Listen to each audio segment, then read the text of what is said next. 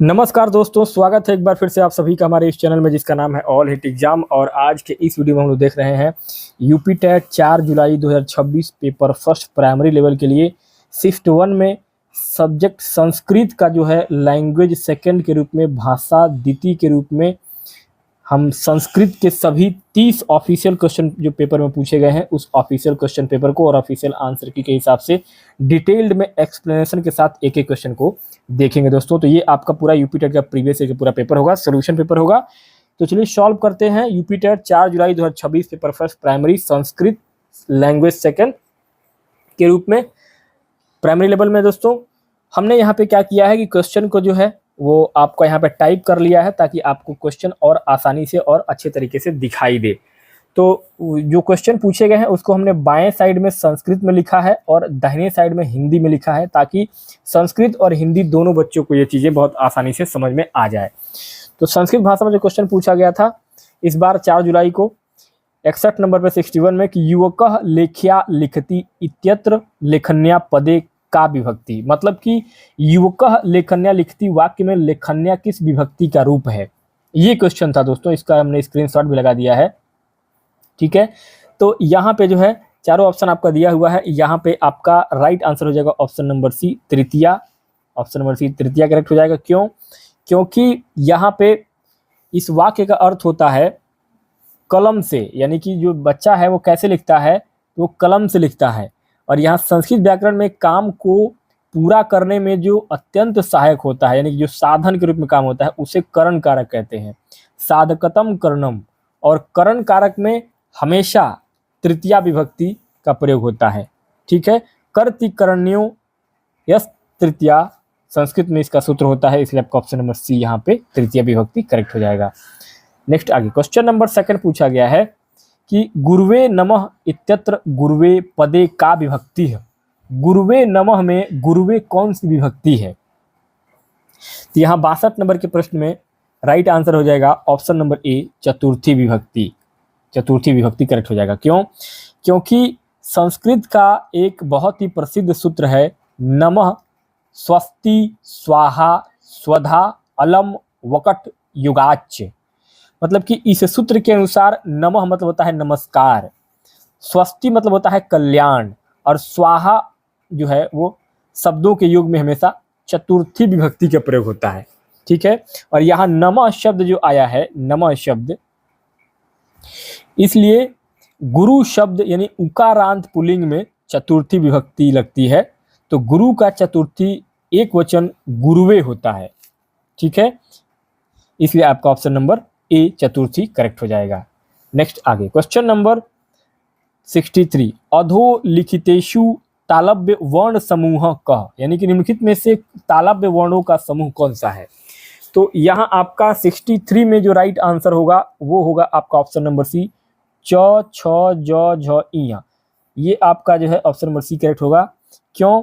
क्योंकि संस्कृत में उच्चारण स्थानों के लिए जो सूत्र है वह आपका तालु से उच्चारित होने वाले वर्णों का सूत्र होता है इचु यशनाह तालु।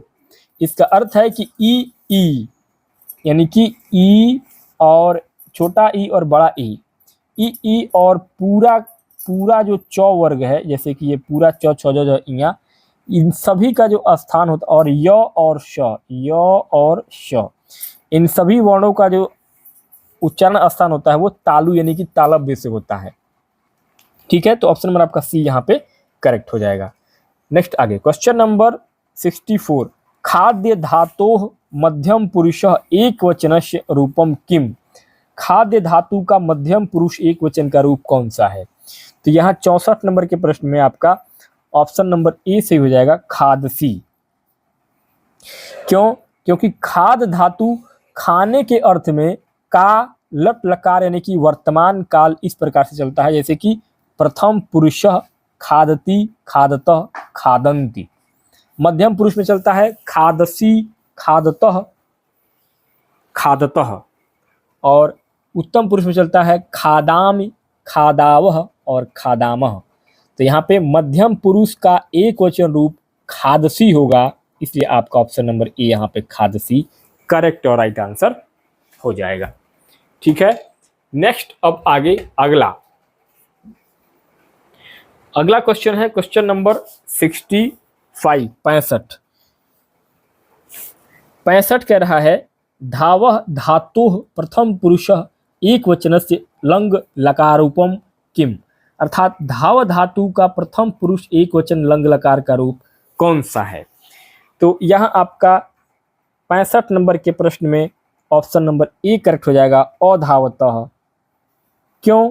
क्योंकि लंग लकार का प्रयोग भूतकाल यानी कि पास्ट टेंस के लिए किया जाता है और इसकी पहचान होती है कि धातु के शुरू में अ जुड़ा होता है, धातु के शुरू में अ जुड़ा होता है, जैसे कि यहाँ पे जुड़ा हुआ है। धाव मतलब क्या होता है, दौड़ना। धाव मतलब क्या होता है, दौड़ना। तो दौड़ना धातु के लिए लंग लकार प्रथम पुरुष के रूप जो होते हैं वो आपके अधावत, अधावत यानी एक वचन, अधावताम द्विवचन और अधावन बहुवचन होता है। ठीक है, तो यहाँ पे आपको ध्यान देना है कि प्रथम पुरुष एक वचन में तो में हलंत होता है, यानी कि ये जो हलंत है ना, ये क्या है, आपका हलंत है। तो हलंत होता है, जबकि आपके देखेंगे तो विकल्प बी सी और डी, बी सी और डी इसमें कहीं हलंत लगा है, नहीं लगा है। ठीक है, तो ये भी तरीका होता है पहचानने का।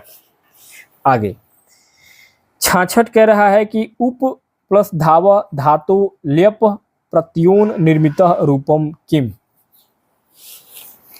तो यहाँ आपका 66 नंबर के प्रश्न में ऑप्शन नंबर डी से हो जाएगा उपधाव्य, उपधाव्य। क्यों? देखिए, जब किसी धातु से पहले कोई उपसर्ग लगा होता है तो वहाँ कत्वा रहता है। क्या रहता है? कत्वा, यानी कि कत्वा मतलब क्या होता है, करके। प्रत्यय के स्थान पर लेप, लेप प्रत्यय का प्रयोग होता है। लेप प्रत्यय में ल, लेप प्रत्यय में ल और प का लोप हो जाता है और केवल य शेष बचता है। ठीक है, इसलिए आपका ऑप्शन नंबर यहाँ पे डी उपधाव्य। उपधाव्य मतलब कि पास दौड़कर। ठीक है, ऑप्शन नंबर आपका डी करेक्ट हो जाएगा। क्वेश्चन नंबर 67 देवः शब्द से तृतीया विभक्ते एक वचन रूपम किम भविष्यति। देवः शब्द का तृतीया विभक्ति एक वचन का रूप क्या होगा। तो यहाँ 67 में आपका करेक्ट आंसर हो जाएगा 67 नंबर के प्रश्न में option number A Deven, Deven. क्यों? देखिए, देव शब्द अकारांत पुल्लिंग है, जैसे कि राम बालक के समान चलता है। तो प्रथमा हो जाएगा देवः, देवो, देवाः। द्वितीया हो जाएगा देवम, देवो, देवना। तृतीया हो जाएगा देवेन, देवाभ्याम, देवेह। तो तृतीया विभक्ति एक वचन क्या होगा, देवेन होगा। ऑप्शन आपका ए यहाँ पे करेक्ट हो जाएगा। आगे 68 इदम कस्य चिन्हम अस्ति, यानी कि ये जो चिन्ह है ये किसका चिन्ह है। यहाँ पे देखिए प्रश्न में लिखा हुआ है, तो ये सभी लोग जानते हैं ये आपका विसर्ग है। ऑप्शन नंबर ए आपका विसर्ग चिन्ह करेक्ट हो जाएगा, क्योंकि संस्कृत और हिंदी में अगर वर्णों के आगे ऐसा चिन्ह लगा हो इसको विसर्ग कहा जाता है। ठीक है, आगे 69 5 पंच संख्याया संस्कृत रूपम किम, यानी संख्या 5 का संस्कृत रूप कौन सा होगा। तो यहाँ हो जाएगा आपका ऑप्शन नंबर बी पच्च। ये क्योंकि संस्कृत में गिनती जो होती है ना वो कुछ इसी तरीके से लिखा जाता है।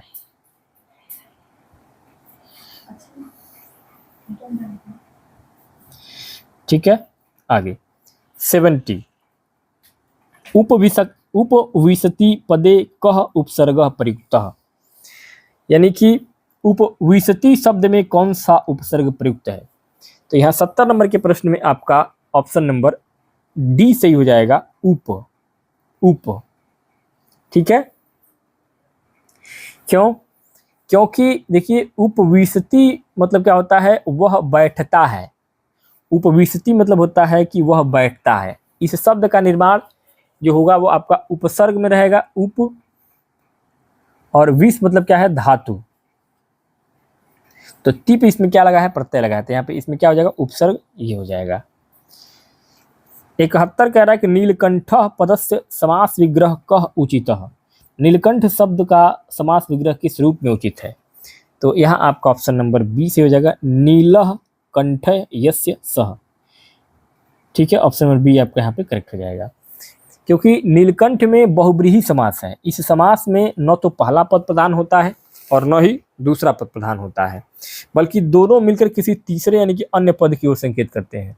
और इसका विग्रह होता है नीला है कंठ जिसका, अर्थात भगवान शिव शंकर जी। तो ऑप्शन में आपको बी यहाँ पे करेक्ट हो जाएगा। 72 अधोलिखितेषु पुल्लिंग शब्द कः। निम्नलिखित में से पुल्लिंग शब्द कौन सा है?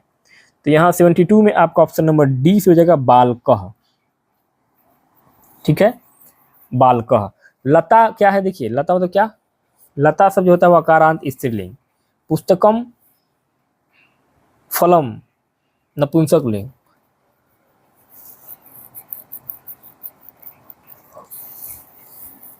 बालकः, ये बालकः कह जो है विसर्गांत अकारांत पुल्लिंग शब्द है, तो यहाँ पे बालकः जो है आपका राइट आंसर हो जाएगा। आगे 73 कदा अव्ययस्य अर्थः कः। कदा अव्यय का अर्थ क्या है? तो यहाँ आपका 73 में ऑप्शन नंबर बी से हो जाएगा, कस्मीन काले। कस्मीन काले। क्यों? देखिए, कदा का अर्थ हिंदी में कब होता है। कदा मतलब होता है कब, कब, और अंग्रेजी में व्हेन होता है, और यह समय जो है वो काल को दर्शाता है। और संस्कृत में इसका समानार्थक अर्थ होगा कस्मीन काले, यानी किस समय। कस्मात कारणात का अर्थ होता है क्यों, और कस्मीन स्थाने का अर्थ होता है कहाँ। ठीक है, तो ऑप्शन में आपका बी करेक्ट हो जाएगा। आगे 74 मेरुः बालिकाय उपकरणम यच्छति। वाक्य बालिकाय पदे कः कारक। मेरु बालिकाय उपकरणम यच्छति वाक्य में बालिकाय किस कारक में है? तो यह है आपका संप्रदान कारक। ऑप्शन नंबर आपका बी करेक्ट हो जाएगा, संप्रदान कारक। क्यों? देखिए, वाक्य का अर्थ होता है मेरु बालिका को उपकरण यानी कि सामान देता है। संस्कृत का सूत्र है कर्मणा यम भी प्रत्यय सह संप्रदानम, यानी दान के कर्म के द्वारा जिसे संतुष्ट किया जाए वह संप्रदान कारक होता है। तो यहाँ पे देने यानी दा यक्ष धातु के योग में जिसे कुछ दिया जाता है, यहाँ बालिका, उसमें चतुर्थी विभक्ति यानी कि संप्रदान कारक होता है। आगे 75 कंठ वर्णेषु कः स्वरः आगच्छति। कंठ वर्णों में कौन सा स्वर आता है? तो यहाँ आता है आपका ऑप्शन नंबर डी अ। देखिए, कंठ थ्रोट यानी कि कंठ से उच्चारित होने वाले वर्णों का सूत्र होता है अकुह विसर्जनीयानः कंठ। इसका अर्थ है स्वर अ, स्वर अ और आ, पूरा इसके साथ साथ पूरा क वर्ग, पूरा क वर्ग, क ख ग घ अंग और विस और ह और विसर्ग, ह और विसर्ग, ये सभी जो है इसका उच्चारण स्थान कंठ होता है। ठीक है, तो ऑप्शन आपका डी यहाँ पे करेक्ट हो जाएगा। नेक्स्ट आगे क्वेश्चन नंबर 76 76 प्र प्लस दृश्य धातु ल्यप प्रत्यय कृति किम रूप होती। प्र प्लस दृश्य धातु में ल्यप प्रत्यय लगने पर कौन सा रूप बनेगा? तो यहाँ 76 में आपका करेक्ट आंसर हो जाएगा ऑप्शन नंबर बी, प्रदृश्य। प्रदृश्य। क्यों? क्योंकि देखिए, संस्कृत में जब किसी धातु यानी क्रिया से पहले कोई उपसर्ग लगा होता है तो वहां पे कत्वा प्रत्यय लगता है। कत्वा, कत्वा मतलब क्या होता है? करके। कत्वा मतलब क्या होता है? करके। तो इसके कत्वा करके प्रत्यय के स्थान पर क्या हो जाता है? ल्यप हो जाता है, ल्यप प्रत्यय। और यहाँ दृश्य यानी देखना, यहाँ दृश्य, दृश्य यानी कि देखना धातु से पहले प्र उपसर्ग लगा है, यानी कि ल्यप प्रत्यय में से ल और प का लोप यानी गायब हो जाता है और अंत में केवल य शेष बचता है। तो प्र प्लस दृश्य बराबर क्या हो जाएगा? प्रदृश्य। अर्थात प्रदृश्य मतलब क्या होता है, देख कर। प्रदृश्य मतलब क्या होता है, देख कर। तो ऑप्शन आपको बी यहाँ पे प्रदृश्य करेक्ट हो जाएगा। 77 कह रहा है कि गायको शब्द कस्य वचनस्य रूपम अस्ति। गायको शब्द किस वचन का रूप है? तो यहाँ 77 में आपका करेक्ट आंसर हो जाएगा ऑप्शन नंबर सी, द्विवचनम। द्विवचनम, ठीक है। क्यों?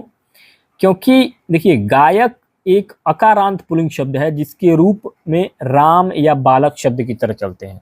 प्रथमा विभक्ति होती है गायकः एक वचन, गायकौ द्विवचन और गायकाः बहुवचन। तो यहाँ पे गायकौ दो गायक यानी कि द्विवचन का रूप है, इसलिए आपका ऑप्शन नंबर सी करेक्ट हो जाएगा। आगे 78, वापी शब्दस्य प्रथमा बहुवचनस्य रूपम किम अस्ति। वापी शब्द का प्रथमा बहुवचन रूप कौन सा है? तो यहाँ 78 में आपका ऑप्शन नंबर बी करेक्ट हो जाएगा, वाप्यः। वाप्यः, वाप्यः। क्यों? देखिए वापी क्या है, वापी मतलब होता है बावड़ी या तालाब। तो यह वापी बावड़ी या तालाब जो है ये आपका इकारांत स्त्रीलिंग शब्द है। इसके रूप में होता है, इसका रूप होता है आपका नदी। नदी शब्द की तरह चलता है। जैसे कि नदी का प्रथमा विभक्ति रूप होता है नदी, नद्यो, नद्यः। उसी प्रकार वापी का रूप होगा वापी, वाप्यो, वाप्यः। तो प्रथमा बहुवचन वाप क्या हो जाएगा, वाप्यः। ऑप्शन आपका बी करेक्ट हो जाएगा। 79, देवः शब्द से प्रथमा विभक्ते एक वचन रूप चिनुत। देवः शब्द का प्रथमा विभक्ति का एक वचन रूप चुनिए। तो यहाँ 79 में आपका ऑप्शन नंबर बी से हो जाएगा, देवः। देवः, क्यों सही होगा? क्योंकि देखिए देव अकारांत पुल्लिंग शब्द है, जैसे कि बालक और राम की तरह जैसा चलता है वैसा ही। प्रथमा विभक्ति के रूप में जैसे होते हैं देवः एक वचन, देवौ द्विवचन और देवाः बहुवचन, ठीक है। तो यहाँ पे देवः जो है आपका द्विवचन में करेक्ट हो जाएगा। आगे 80, तरुवः शब्द से प्रथमा विभक्तो बहुवचनस्य रूप किम भविष्यति। तरु शब्द का प्रथमा विभक्ति में बहुवचन रूप क्या होगा? तो यहाँ 80 नंबर के प्रश्न में आपका ऑप्शन नंबर सी से हो जाएगा, तरवः। तरवः क्यों होगा? देखिए तरु मतलब होता है पेड़। तरु मतलब क्या होता है, पेड़। पेड़, तो तरु यानी कि पेड़ क्या है, ये उकारांत पुल्लिंग शब्द है और इसके रूप में जैसे कि गुरु या भानु की तरह चलते हैं। जैसे कि प्रथमा विभक्ति में गुरु, गुरु, गुरुवः होता है, वैसे ही तरु के रूप चलेंगे तरुः एक वचन, तरु द्विवचन और तरवः बहुवचन। तो तरवः यहाँ पे आपका बहुवचन करेक्ट हो जाएगा। आगे 81, सत प्लस भावः इत्यस्य सम्यक संधि रूपम की भविष्यति। सत प्लस भाव का सही संधि रूप क्या होगा? तो ये हो जाएगा आपका सद्भाव। ऑप्शन नंबर आपका डी यहाँ पे सद्भाव करेक्ट हो जाएगा।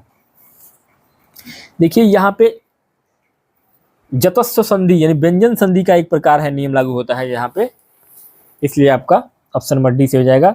और नियम के अनुसार यदि किसी वर्ग के प्रथम वर्ण जैसे कि क, च, ट, त, प इनके बाद कोई घोष वर्ण यानी कि तीसरा या चौथा वर्ण य, र, ल, व या स्वर आता है तो प्रथम वर्ण अपने ही वर्ग के तीसरे वर्ण में बदल जाता है।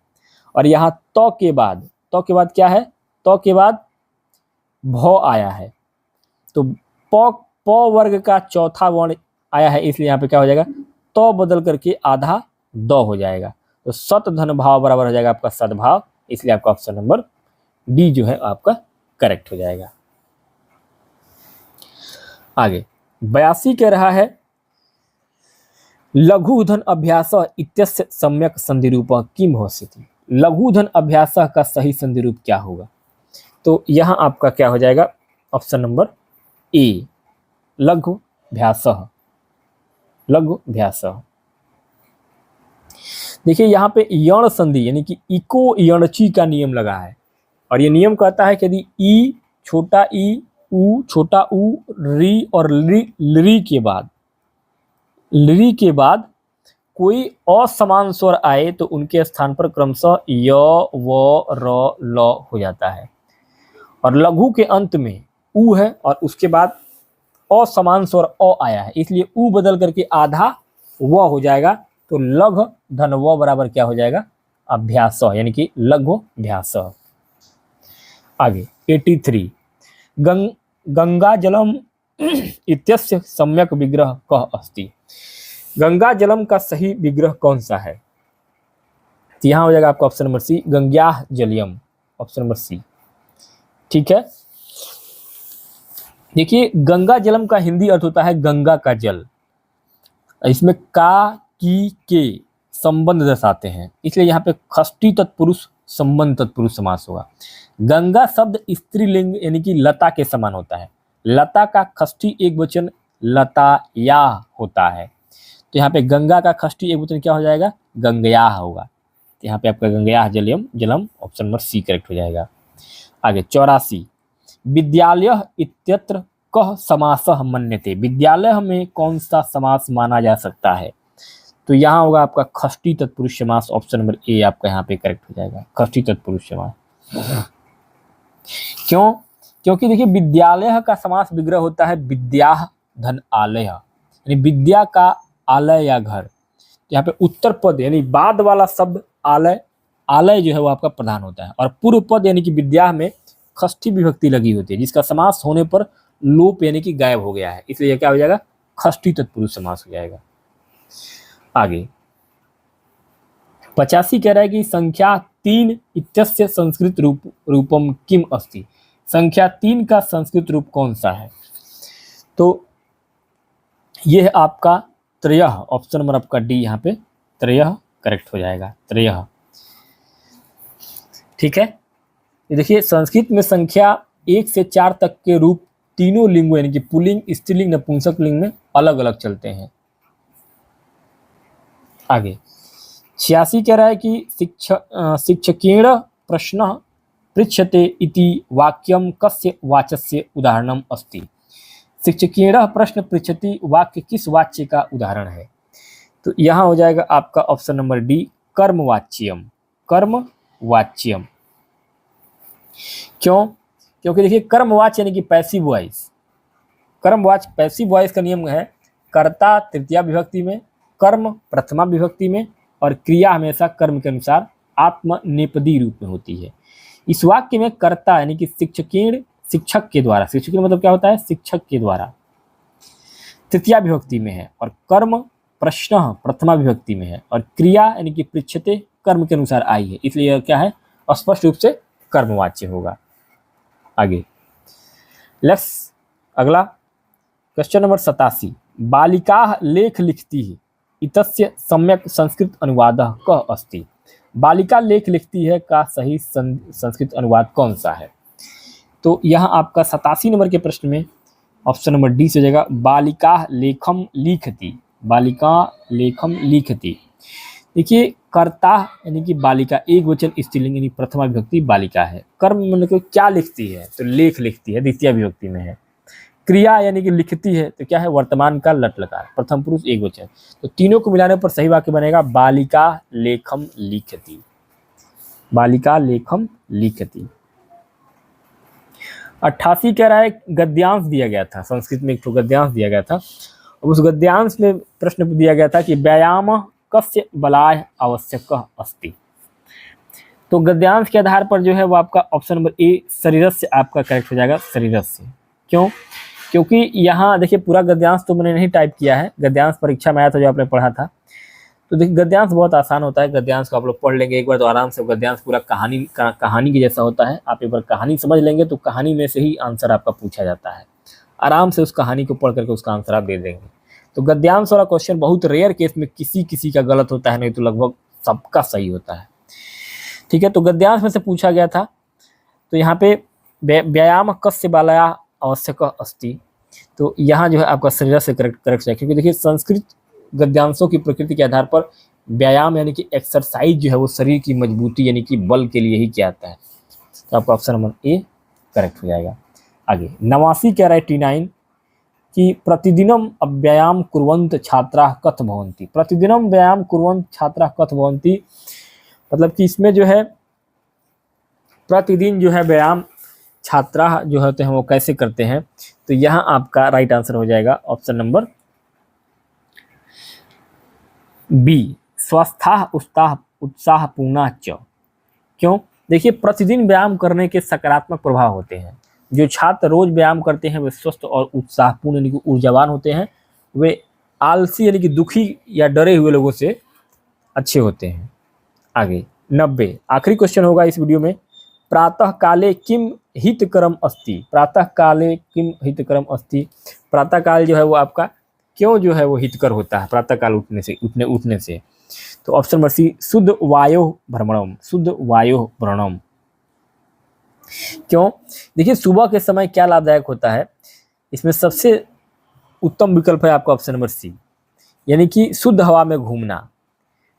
ठीक है, तो ऑप्शन आपका सी यहाँ पे करेक्ट हो जाएगा।